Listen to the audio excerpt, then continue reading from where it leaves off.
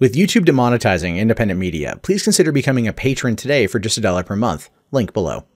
Hey, what's going on, everyone? My name is Matt Jarbo. This is $3 Theater, and I know that Deadpool 2 hit theaters this weekend, and many of you out there still haven't gone to go see it. And if you're on the fence, you totally should. The movie is utterly fantastic. But I wanted to put together a quick list of 7 things you should know before going to see Deadpool 2. So when you're sitting in the theater, you're talking to your buddies, or you overhear a random conversation and you want to impress random strangers with your knowledge of this particular film, I got you covered. So here are 7 things you should know about Deadpool 2 before seeing the movie. Number 7.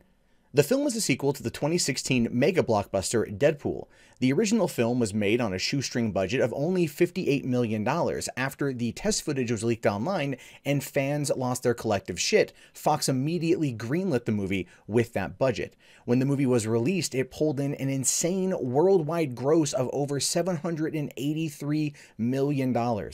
It turns out that Fox was fully aware this movie was going to do gangbusters, so it actually greenlit Deadpool 2 the week before the first film hit theaters. Number 6. The film was written by Rhett Reese and Paul Wernick, who've been working together for quite some time. They wrote the original Deadpool together, as well as 2009's Zombieland, 2013's G.I. Joe Retaliation, 2017's Life, plus the upcoming Clue remake, as well as Zombieland 2. Ryan Reynolds also co-wrote Deadpool 2. In the first film, he was instrumental to bringing help with the dialogue, whereas in Deadpool 2, he was on board from start to finish with the writing and helping craft the story.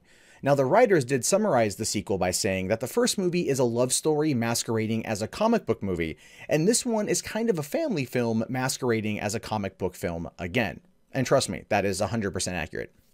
Number 5. The filmmakers already knew that Deadpool was going to be a huge success, and as a result, they began working on Deadpool 2 all the way back in 2015 after filming completed for the first one. And the entire time, cable was very much a large part of not only Deadpool's plan, but Fox's plan for the X-Men universe as well. In fact, producer Simon Kinberg said that they wanted to introduce cable all the way back in X-Men Days of Future Past in 2014, and when that didn't happen, they discussed the idea of bringing him into the first Deadpool, but also that couldn't happen, and so instead they announced it during the post-credit scene of Deadpool 1.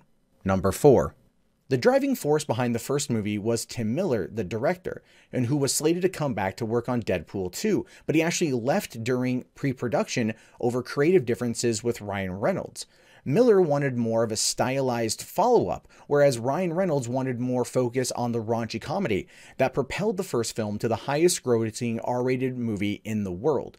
Additionally, they clashed over the casting of Cable, and it resulted in 21st Century Fox backing Ryan Reynolds over Tim Miller.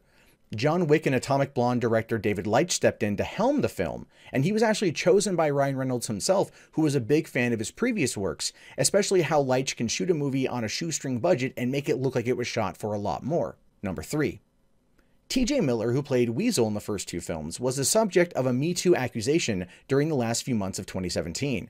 The internet immediately responded by asking the question if Christopher Plummer would be recast in the role, just as he did for Ridley Scott's All the Money in the World when he replaced Kevin Spacey during the reshoots. Before the release of Deadpool 2, however, Ryan Reynolds admitted that due to the sexual misconduct accusation, as well as TJ Miller getting arrested by the FBI for making a fake bomb threat on a train, he would not be returning to the role in the announced X-Force movie. Number 2. With the potential incoming Disney buyout of 21st Century Fox's entertainment assets, the question of Deadpool 3 has been one that has been almost snuffed out by Ryan Reynolds himself. Instead, Fox is developing X-Force as a follow-up to Deadpool 2. Many fans have speculated that it is Disney that will tone down Deadpool in following films in order to protect their brand, but Reynolds has actually come out and said that it has more to do with Wade Wilson doing better in an ensemble film than on his own. However, I do believe that the audiences that are fans of the first 2 movies would beg to differ. Number 1. In August 2017, stunt woman Joy S.J. Harris died in a motorcycle accident after losing control on set. Harris, the first African-American female professional road racer, was working on the film as a stunt performer for the first time and had only joined production a week before. Harris was not wearing a helmet because the character she was portraying, Domino, does not wear one in the scene, and there had not been a lot of time since she joined the film to create one for her in order to fit underneath the Domino wig. She only had 2 full days of rehearsing the stunt, as well as 5 attempts on the day of the accident. Veteran stunt double Melissa Stubbs had been available and willing to do the stunt, but the inexperienced Harris was preferred due to her skin color being a match for Beats. This decision was criticized by multiple stunt professionals, with many noting that Harris's experience racing motorcycles did not necessarily qualify her as an able stunt performer. So there's a lot of information there about Deadpool 2 that you may or may not have known, and this information is great to kind of store in your back pocket to bring up in times of conversations. And so I present to you 7 things you may not have known about Deadpool, but you should know before seeing Deadpool 2. So if you liked the video, please leave a comment below and thumbs it up. If I missed anything that's relevant, that's interesting, be sure to leave those comments below as well. And if you like this video and these types of videos, let me know as well, and I'll keep doing them. This is an idea that I randomly had because I'm a huge movie trivia buff, and I like to know things going into seeing a movie. So let me know what you think there. My name is, of course, Matt Jarbo. This has been 3 Buck Theater. I will talk to you guys later. Have yourself a great day, and go see Deadpool 2. It is fantastic. I've already seen it twice. All right, guys. Peace out.